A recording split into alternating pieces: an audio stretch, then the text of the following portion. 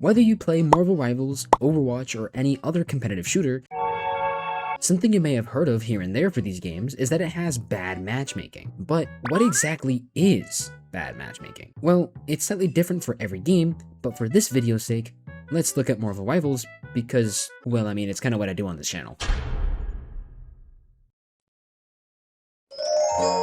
When you ask somebody what bad matchmaking is, the most consistent answer that you'll likely get is big loss streaks or games where you feel like you couldn't do anything because the opponent is too sweaty or your teammates just suck. A big example of this is Call of Duty's skill-based matchmaking system and its seeming likelihood to tilt too far one way or the other, especially when you have a really good game. You end up getting a nice 4.0 KD in TDM for once in your 10 games, and then the next game that you play immediately after this, you somehow get put with the sweatiest, stinkiest, Nova Online looking people to fight against, when in reality, you're not that skilled. But in Marvel Rivals' case, the loss streaks or even stomp or get stomped type of swings are the biggest culprits in that right. Although, for the stomp or get stomped sentiment,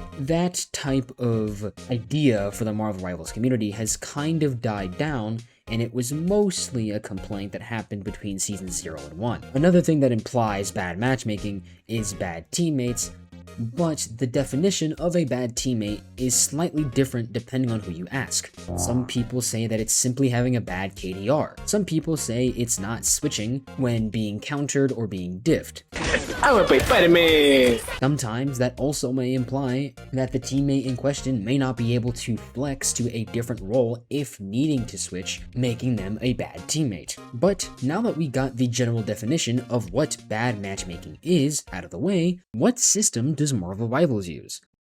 The thing is, we mostly don't know, but it's argued that they use EOMM. Now, if you're watching this video, you likely know what this means, but in case you don't, EOMM stands for Engagement Optimized Matchmaking, where the algorithm prioritizes player retention over fair or even matches. And the crazy thing is that technically, while it is argued that Marvel Rivals uses this system, that's not fully true. In casual play, it's likely that the algorithm isn't as strict as it is in other games due to the complaints like from the Call of Duty community or even some games like Fortnite, to where you end up winning one game or do well in one game and then all of a sudden you get put with unemployed Discord mods.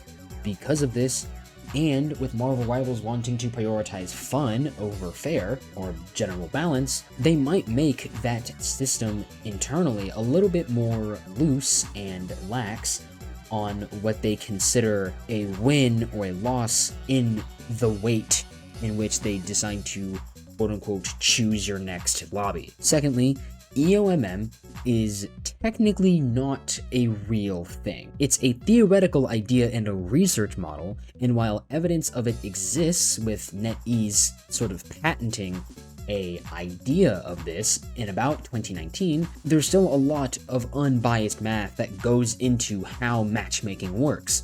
Things like a hidden MMR, things like your main role, if they actually account that, things like your win and loss ratio over the past few games. Things like your performance in those games all influence your next matches that happen after the fact. Think about it.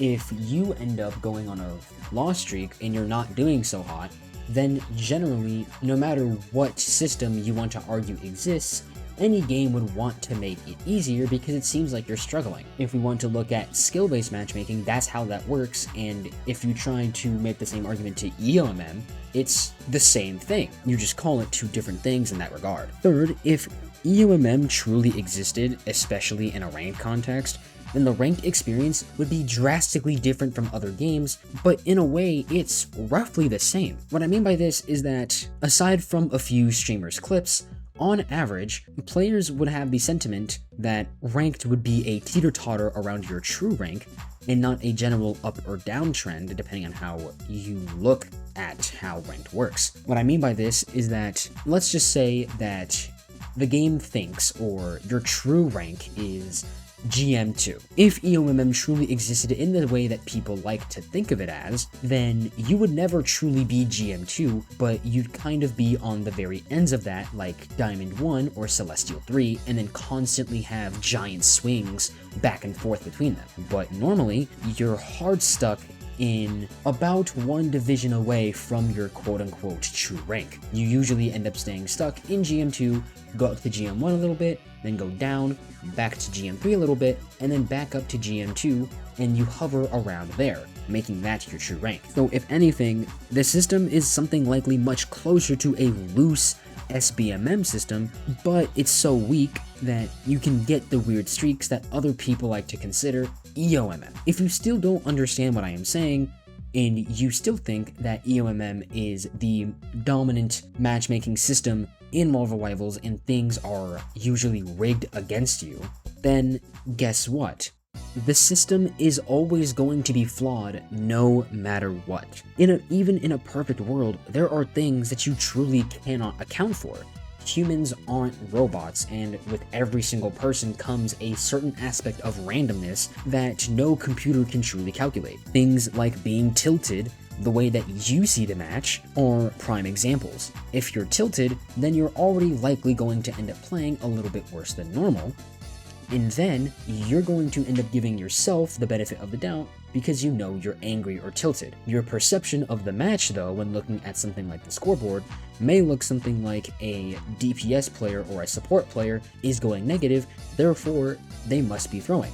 You may not give other players the same grace that you give yourself, even though the person behind the screen actually might be having the same type of bad game as you did a few games ago. A few other smaller things, like your sleep schedule and the time of day at which you're playing Marvel Rivals, the region that you're playing in, your rank, your main role or main hero, the current meta, and so many other human factors and other uncalculatable factors exist to the point where no computer can really calculate that, which creates flaws in the system that we end up seeing as EOMM, EOMM agents, etc., etc. What is good to you what is good in your eyes isn't good to somebody else. In some players' eyes, good matchmaking consists of fair, even matches that always seem like it's a movie of sorts, where no matter what you do, it's sort of a teeter-totter to where all you really need is just a tiny boost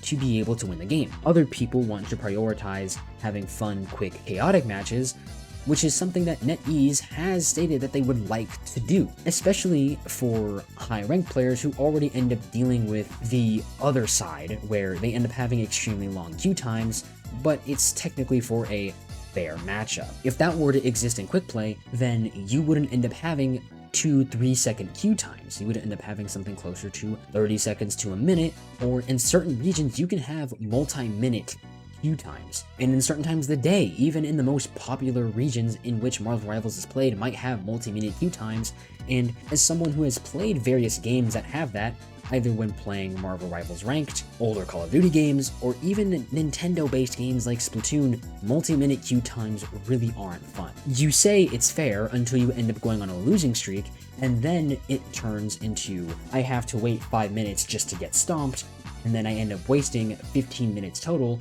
in queue just to never win. The thing is to keep in mind about matchmaking, though, is that every developer has a certain philosophy when it comes to how they want to make their game. Some want fairness for longer queue times, some want fun for shorter queue times, even though it may be a little bit chaotic, and people will accuse EOMM or whatever matchmaking system you want. The thing is to consider is that no dev can do everything. They can only prioritize some certain things, and then other things just get left in the dust. That's just how matchmaking systems work. Another thing to consider when trying to talk about the matchmaking, not only for Marvel Rivals but other games as well, is that the matchmaking system is hidden, and all we can do is just speculate. All we get to see is our wins and losses, and we know what happened in each of those games. We don't know if Marvel Rivals is using the EOMM variables of churn and engagement rates. We don't know how their MMR system works or what the upper and lower thresholds are. We don't exactly know if your main role is taken into account. All we can really do is analyze general trends, but those are just the outputs of the machine, and even then, we can look at these outputs, but we can't say why these outputs happened because we don't have any form to look at the system within that creates these outputs. No matter what, someone will always be upset by the matchmaking problem, if you will, in Marvel Rivals. Someone likely got tilted and made a few Reddit posts because their healers were throwing. Other people might have just had a bad few games on their end and they just got diffed. Some people might think that queue times are too short, some people think that queue times are too long. It really is just a matter of opinion at that point. And if you really wanted the devs to reveal the system within, it would get exploited so fast, and people already do that despite not even knowing the system. Especially back when EOMM was the biggest point of discussion in Marvel Rivals forums, many people made alt accounts for specifically ranked, and knowing, quote-unquote, how the system worked, they played and logged on and off in certain specific ways to artificially boost some stats. Now, that's with us not knowing the numbers. So imagine if we did know the numbers. Top 500 could end up being a thing where you don't even know if that person got there legitimately. So the devs are kind of at a crossroads when it comes to matchmaking, and all we can do is be at the mercy of what they want to do. And in this case, Marvel Rivals in particular just wants to have a much more fun and casual environment rather than something that's fair. Especially when there's so many players out there, there's bound to be lots of upswings and downswings. That's just statistically the most probable thing that will happen. You play a lot of games, you'll win a lot of games, and you'll lose a lot of games. If you play a few games, then the ratio just gets smaller. And then you winning one game out of one game is a lot different than winning 50 games out of 250. It's just different, not necessarily bad. Marvel Rivals' matchmaking just isn't rigged against you. Arguing the math could be a little bit flawed for some players' experiences in one way or another, sure, but it's very improbable that this game was designed to make you stay in the way that it feels like. At the end of the day, you're the one who's picking up the controller. If it really concerns you that much, then you have the power to log off or play a different game entirely. You are the consumer. We are the consumers. If I wanted to just not play Marvel Rivals and go play Fortnite, it doesn't stop me from doing that. But I love this game a lot by default because of all these different reasons, so I'm going to stay. It's completely up to me. Streaks exist, sure, but by now, this becomes more of an issue that's based on the human rather than the system. The throwers, toxicity, and the people playing this game all are taken into account when it comes to a player's experience, but that's a topic for a completely different video. For this video, put the tinfoil hat on. I want to hear how you theorize the system works. Do you think EOMM is the main thing driving the system? By now, I really hope not. Do you think that it doesn't matter and that it's 100% a skill issue? Let me know down in the comments. I'd love to hear about it. With that, please like, sub, and share this video as it helps a ton, and I'm trying to hit 1,000 subs by the end of the year. Thank you so much for all of your support, and I'm out.